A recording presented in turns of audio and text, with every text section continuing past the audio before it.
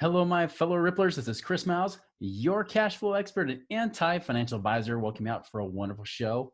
A show that's for you guys. It really is about for you and about you. Those of you that work so hard for your money, but you're now ready for your money to start working harder for you today. You don't want to wait that 20 or 30, 40 years, possibly if you're lucky for retirement. You want that cash flow and that freedom today, right now. You want to be able to work because you want to, not because you have to have that freedom to enjoy your life, but not just to have the fun, excitement, and freedom of your life, but to truly enjoy and bless others' lives too. Because as a Rippler, that is what you're here to do. You are here to bless more people's lives as your life is blessed as well. And guys, I appreciate you so much for joining me. Thank you so much for allowing me to create the ripple effect through you and be able to create a great, just awesome, I love it. Like you guys really get me to have so much fun and joy doing what I do every day by teaching you guys and essentially helping you guys create freedom for yourself.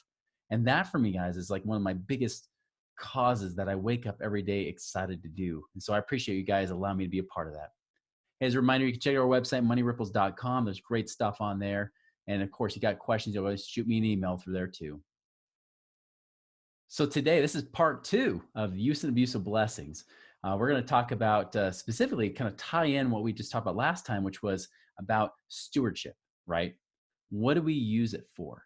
If you recall the last episode, we said, hey, listen, it's ultimately comes down to this, is that you want to try to increase and grow your stewardship, but to the point that you can manage it. And anything above and beyond that, share with others in that abundance and allow them to exchange with you and everything else. I want to give a key principle that goes with that is that exchange creates wealth. Exchange creates wealth. The faster and more often you exchange with others, the more wealthy everybody becomes. If you recall, I talked about that win-win-win scenario, right? Where I was able to, connect people, and I still do that to this day to some level, but connecting people, allowing them to have the right, connect them with the right people to give them the service they need so that both parties are happy. And then I'm also happy as well because I can partake in the abundance with that.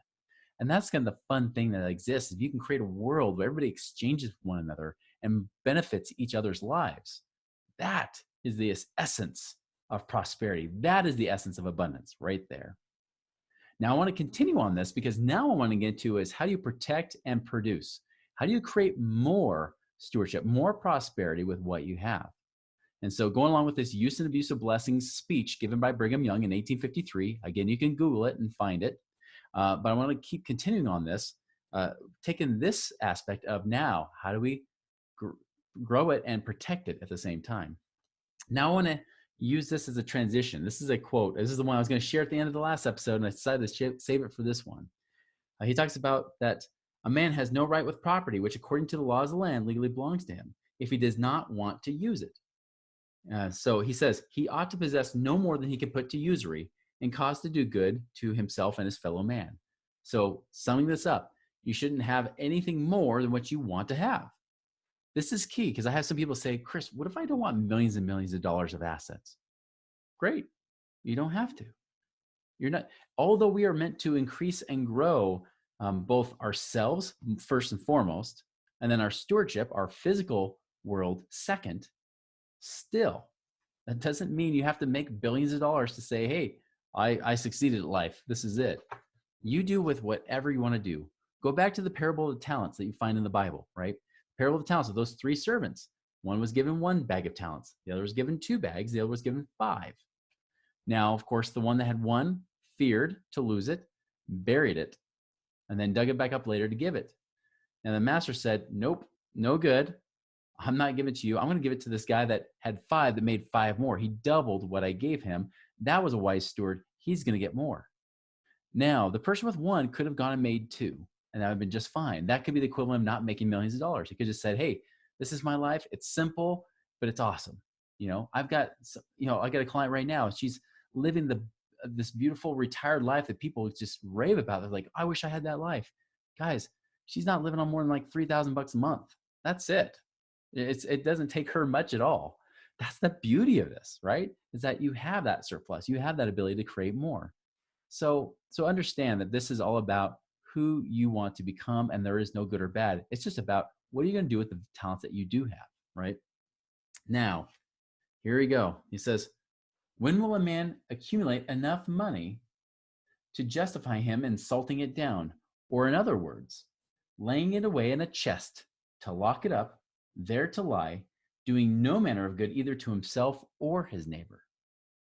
It is impossible for a man ever to do it. No man should keep his money or property by him that he cannot put to usury for the advancement of that property in value or amount, and for the good of the community in which he lives. If he does, it becomes dead weight upon him. It will rust, canker, and gnaw his soul, and finally work his destruction, for his heart is set upon it. And comes back to this. Here's a key point to sum it all up. Every man who has got cattle, money, or wealth of any description, bone and sinew, should put it out to usury. And then he says this: never hide up anything in a napkin, but put it forth to bring an increase. So guys, he just seriously called out every saver mentality, every financial advisor you just heard about, which is lock your money away. Don't do anything with it. Just let it grow and compound. And I'll tell you, this is the thing I heard a lot when I met with people as a financial advisor, especially with young couples, right? And this is where I was mostly focusing back in my 20s. I was meeting with people in my 20s that were in their 20s as well. And they'd say, Chris, I don't care about having lots of money. I just want enough to take care of my bills, and that's it. That's all I want. I'm done. Well, and then of course their method was save, whether it be in their 401ks or IRAs that I sold them or whatever it might be, right? Guys, this is not stewardship. This is relinquishing it. This is essentially burying it in your backyard. Just one step above that, like small step above that. It's not doing anybody any good, just sitting around doing nothing. So how are you using this to help other people? This is why I love buying real estate. I know when I buy a property, this provides a home for somebody else. Yeah, I make money, but it's not a win-lose transaction. This is not scarcity. This is an abundant world if you choose it to become an abundant world. Guys, I'm purely profiting on something that helps other people, fulfills a need for them, that provides a home. And hey, they didn't have to fix it up themselves. They're renting it. We had to go and make sure it was fixed up beforehand, or the seller that I bought it from, if I bought turnkey, right, had to fix it up beforehand when they sold it to me. And therefore, now we're providing a wonderful, beautiful place for them to rent. It may not be the Taj Mahal, right? It might just be a simple home for a typical middle-class family, but it's good. And that's the kind of thing that I like. And so this is not meant, money is not meant to just sit around and collect dust or sit around and accumulate and do nothing. It's meant to flow and grow, not to accumulate and stagnate. Does that make sense? All right, so now I want to go and talk about building it and protecting it. So I love the story he gives, right? He gives a story of 3 different types of people. This is on a little bit of parable of the talents. He talks about I actually think it's a widow, if I recall. It was actually a widow woman that came out. She had 3 yoke of oxen and a few cows, and she considers herself too poor to have them herded. There's another man that has 10 yoke of oxen.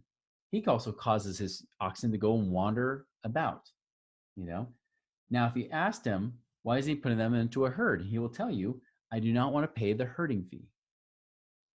Now, just think of that. Again, I can't afford it. That's scarcity the answer, right? Well, I don't want to pay the herding fee, so that's why I'm not going to do it. This is what people tell me to say. I don't want to pay the property manager fee because I want to take more money. And then they wonder why their lives stink, why they hate dealing with real estate. It's because you made it your life that way, because you wanted to say what, 60, 70 bucks in property management fees per month? Come on, guys. Okay, and then he talks about another guy that has, 4 spans of horses.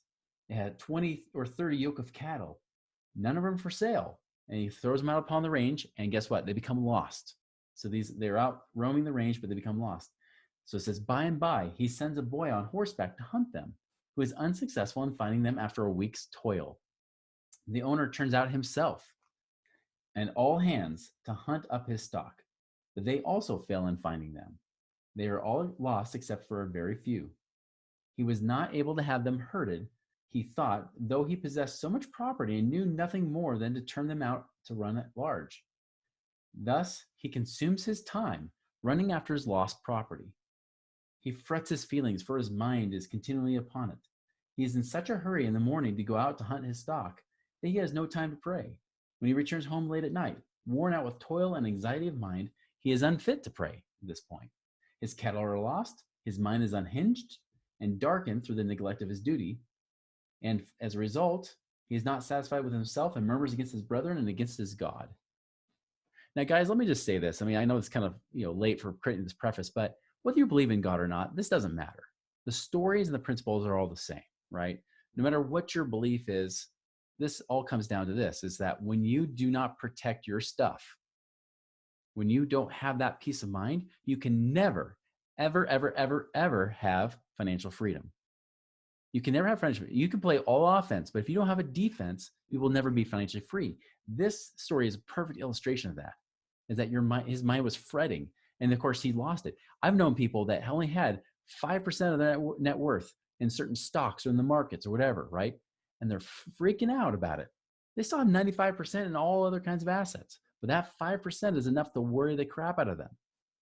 So here's what his answer is for protecting it. He says this. He said eventually you find the cattle, but the cattle's all rebranded. It got lost. So other ranchers end up taking the cattle and branding it themselves. Well, pretty much all of this person's livestock is gone, right? This guy's basically become broke. He says, it would have been better for those who possess a great quantity of stock to sell half of them to fence in a piece of land to secure the other half, than to drive them all out to run at large and lose 3/4 of them. So essentially, it'd be better for you to spend half your money to protect the other half than to lose 3/4 of your money. Would you guys agree with that? It's like, duh, common sense, right?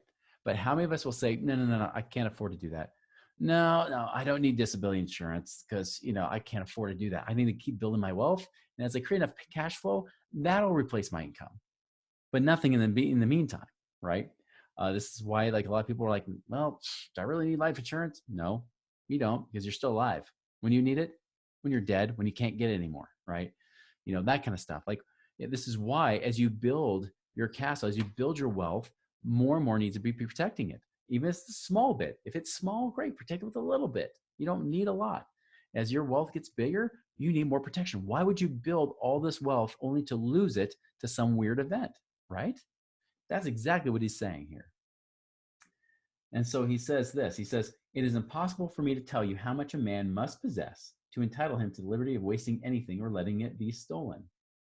So again, he's talking about, using that labor in exchange. He even said, hey, if you want to fence in this cattle, hey, why don't you try to get other people involved as well? Maybe they want to get their cattle in too. Maybe you hire their labor. You offer them some of your cattle to get their labor to build you a fence. And they said, well, how high should the fence be? I like this. He's like, you can build one that keeps out the devil. So he says, build a fence which the boys and the cattle cannot pull down, and I will ensure you will keep your stock. Let every man lay his plans so as to secure enough for his present necessities and hand over the rest to the laboring man. Keep making improvements, building and making farms that will not only advance his own wealth, but the wealth of the community. Guys, this is where I'm heading with this. So first he's saying, like, use the money that you need for yourself, invest the rest. Invest it to not only increase your stewardship, but then also increase your stewardship in a way that helps other people too. So let me share you a story. Now, I want to share one point really quickly when he talks about waste, right? He's like, I don't care if a man's worth millions of bushels of wheat, or millions of dollars, or whatever you want to say. He's not wealthy enough to suffer his servant to sweep a single kernel of corn into the fire. Let it be eaten by something, pass again into the earth, and thus fulfill its purpose for which it grew. He says, no, I would rather feed my greatest enemy I have on earth with it than to have it go into the fire. Isn't that interesting? He's like, hey, rather than wasting food or wasting my blessings, I'd rather give it to my enemy. Let them have it rather than wasting it. So again, you can look at this from a point of abundance, not scarcity, right? It's not like you got to hoard everything and I'm not going to throw anything away. We're not saying that. We're just saying, hey, when you have something that's good, if you're not going to use it, donate it, give it to somebody else who will use it. If you're not going to use it, lose it, right? I don't literally mean lose it. I mean, I just did that because it rhymes. Okay. That's why it's easy to remember, but remember, it means to donate it, give it away, sell it, whatever, when you have your stuff. And usually both parties are blessed because of it. Now, I want to head to this story that he has about growing the stewardship, because this illustrates it so awesomely. I love this. Is actually I quote this story all the time with my clients when they come to my house for mastermind. I'll quote this one. I'll even draw it out with my crappy drawings because I do not have my mother's talent for art. I'll tell you that much. So, all right. So he's talking about like, what is the purpose of money? Money is meant to be spent, right? He says, why for the purpose of spending his money? Again, to make it be used, to increase hundredfold, to increase your blessings, or increase your land or anything you possess a hundredfold. So he talks about a guy that says, making a great farm, right? That's the guy that's a farmer, wants to make a farm. He says, when he is done making his farm and his means still increased by his diligent use of it, he can then commence and build a woolen factory, for instance.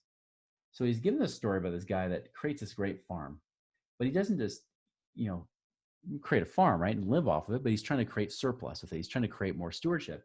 But as he becomes more prosperous, he says, hey, you know what? Let's create a wool factory out of this. So he creates a wool factory. So, so going back to the wool factory. So for instance, he can send and buy the sheep and have them brought here, have them herded here and shear them here and take care of them. Then set the boys and the girls to cleaning, carding, spinning, and weaving the wool into cloth, and thus employed hundreds and thousands of the brethren and sisters who have come from the manufacturing districts to the old country and have not been accustomed to dig in the earth for their livelihood, who have not learned anything else but to work in the factory. This would feed and clothe them and put within reach the comforts of life. So think about this, when you hear in the Bible things that our job is to clothe the naked and feed the poor, and both in spirit and in body, right? What better way to do that than to employ people that say, hey, I've got labor. What can you help me do? Now, I'm not saying you're going to hire the entire world, right? I can tell you when people say, what can I do? It's like, I don't know. What can you do? And do I need that? I may not, right? And that's fine. There's most of the time people are like, hey, do you know somebody who's doing this kind of work? Not me personally, but I might know somebody who does, and it might be a good fit. Sometimes it's perfect for me. Most of the time it's not, because I have this pretty simple stewardship of what I have and I know what I want. And of course, when I know what I want, then I usually go ask for it, right? But you never know. You can try to find those things. So again, it's not about just giving away money, right? This is about getting something in exchange. We're all exchanging with another. By the way, this is the heart of capitalism. See, socialism, they say you got to force it. Like, hey, if you're wealthy, you got to give this money away. You got to give it. And they won't maybe use terms like, I'm going to kill you for it. I'm going to put you at gunpoint. But essentially, that's what a government does. When they say, you by law are required to do this, if you keep refusing to do it, eventually the guns have to come out and threaten you, right? Or handcuff you or whatever.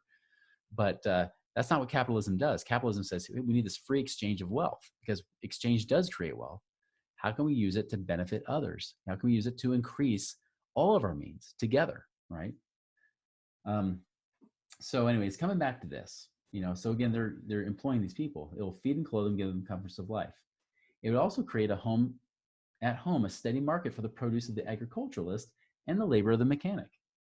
When he has spent his $150,000, which he began his business with. So he kind of said he got this farm, he eventually sold it for $150,000. Now, $150,000, if you kind of go back, and it's hard to tell what real inflation is, especially after we jacked with the dollar starting in the 1970s by taking us off the gold standard. The real inflation rate, it's hard to say. But I'll tell you, $150,000 is worth, I would say, in the ballpark of at least $8 to $10 million. So imagine selling a farm for $8 to $10 million, which actually isn't too hard to imagine. There's plenty of farmers that have farms worth that much, and they complain about the taxes they pay on it. So he's saying that this 150,000 he started with, he now has been able to feed 500 persons from 5 to 10 years, and also making a handsome profit for himself from the labors of the hands employed. By increased population and consequent increased demand of manufactured goods, at the end of 10 years, this factory now would be worth $500,000. This would be in the ballpark of like over $30 million, right? So suppose he had wrapped his $150,000 in a napkin for fear of losing it. Remember, he says, don't hide it in a napkin. Now, for fear of losing it, it would have sent him down to perdition, for the principle is from beneath. But when he puts forth his money to usury, not to me or any other person, but where it will redouble itself by making farms, building factories for the manufacture of every kind of material necessary for home consumption, establishing blacksmith shops and other mechanical establishments, making extensive improvements to beautify the whole face of the earth, until it shall become like the Garden of Eden. It becomes a saving blessing to him and those around him. And when the kings Princes and rulers of the earth shall come to Zion, bringing their gold and silver and precious stones with them. They will admire and desire your possessions, your fine farms, your beautiful vineyards, and splendid mansions. They will say, we have got plenty of money, but we are destitute of such possessions as these. And therefore, their money loses value in their eyes when compared with the comfortable possessions of everybody in this valley, and they will want to purchase your property. So here's the thing. This is the crux of what I mean to be a rippler, right? This is the crux of the ripple effect we're trying to create. What we're trying to do here is say, how can we take the stewardship and keep going? So when people ask me, Chris, like, you don't really have to keep doing this. Why do you keep trying to grow this more? Well, first off, I'm still not trying to destroy my life, right? I am trying to still stay part-time, meaning 20 to 30 hours a week max. What I do for work, the rest of times with family or whatever the heck I want to do, right? But I'll tell you this, is that every time I get to a place of comfort, this comes to mind. Because that's when I realize I can live on my own comfort and convenience. I mean, think about it. Someone sells a farm for $6 or $8 million, right? In today's dollars, or even $8 to $10 million, right? Whatever it might be that number, 150,000, those dollars were. Think about it. I mean, many of you, probably most of you could say, hey, if I make 10% a year off of $8 million or $10 million, that's almost $1 million a year. I can live on that just fine. And you could say, great, no more work is needed, and that's it. But having been there myself twice, where incomes come in to, more than cover my expenses, every time something in my spirit says otherwise. Something says, Chris, you're capable of more than this. Chris, your stewardship can be greater than this. And that just doesn't mean just growing my assets, although I'm still doing that today. But what it does mean is, hey, I've got a responsibility to share of everything, of all the wealth that I have. I need to share it. What I'm talking about right here, right now, guys, is that wealth I'm sharing.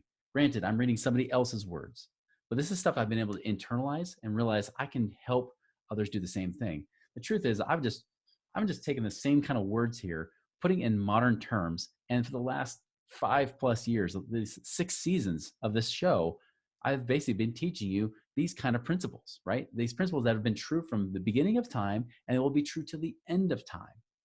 When we talk about the different shiny objects of the different types of investments, it's exciting. But when it comes down to the core of what we're teaching here, the core principles that really create true prosperity, it's much, much more. Can you understand how deep this goes? This is about creating something bigger and better. And just think, that example he used with that wool factory, he was talking about how it employed blacksmiths, mechanics, and everybody else. It thrived a community. See that ripple effect?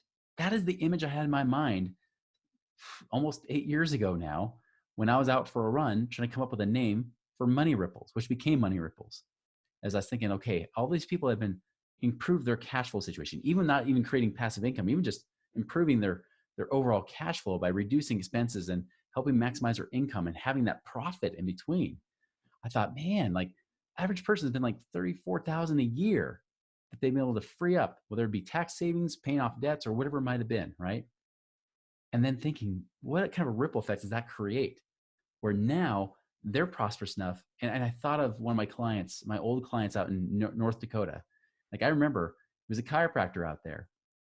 And him and his wife, the thing is, he's like, I'm going to keep working until I'm dead at the rate I'm going. I can't stop. Like, I don't have any surplus. I don't have any extra money.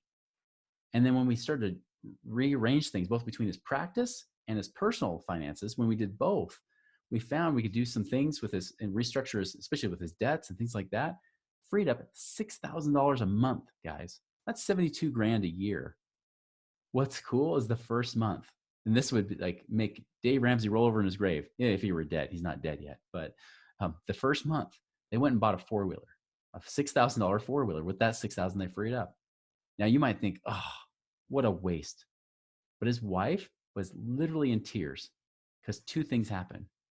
One, he started taking weekends off. He stopped trying to think that he had to keep being in scarcity and keep trying to make money. But secondly, that four-wheeler is what he started to do with his kids on the weekends. He bought his time with his family instead of waiting until they're already gone. It's like the whole cats in the cradle thing, right? Like they were there, they were able to enjoy life. And that's what brought his wife to tears and so much gratitude. That, guys, is the reward that touched my heart so deeply. That's where it's like, oh, all the crap I went through, even during the recession, all that stuff that I learned to become resourceful and to start creating more money and now, of course, teach people how to create that cash flow. That's what drove me. That's why I've created Money Ripples in the first place. And that's what I saw is like I saw their family and also what that did for their kids and creating a legacy through their children, that life didn't have to be hard work or drudgery, right? It could actually be something beautiful. And that didn't only affect kids and generations, which that can multiply beyond a ripple effect I can even fathom in my mind, but even their own community, because as they prosper, that allows them to start sharing in that wealth too. They don't say, I can't afford it as much. They can start saying, you know what, I can afford that. I can actually start buying of these services or these goods that will help those people too. And when those people get paid, they can pay other people. And then when those people get paid, they can pay other people, and it creates a ripple effect through the community, the country, and across the world. That is the ripple effect that I see, guys. That is the ripple effect I see that in your lives. You know, and I'm thinking about the cash flow that's been freed up. It's now to the tune of over $200 million between money saved and or money earned with just my one-on-one clients, not even including many of you that are doing stuff that I don't even see. Guys, that is the kind of power and effect that, sorry to say it, politicians can't do squat about. Because politicians, they might make laws and they have their purpose. When people try to rely on them to make changes and help them prosper, it doesn't happen that way, guys. It's about teaching you to be the best steward possible, to give you hope and that freedom to be able to do what you want. Guys, this is what I love. This is why I'm here. This is why I'm still doing what I'm doing. I'm still kicking and I'm still growing. And I'm still here beating the same drum I've been beating for years, which is cash flow creates options and options create freedom. And it's not just about the numbers. It's about having that abundance mindset that truly become free. Because if you stay in that scarcity, thinking there's never enough, that you got to hoard and pack away your money, you will never be free no matter how much money you have. There's no number ever that will make you free, no matter what that money might even do for you. It's about how you do both.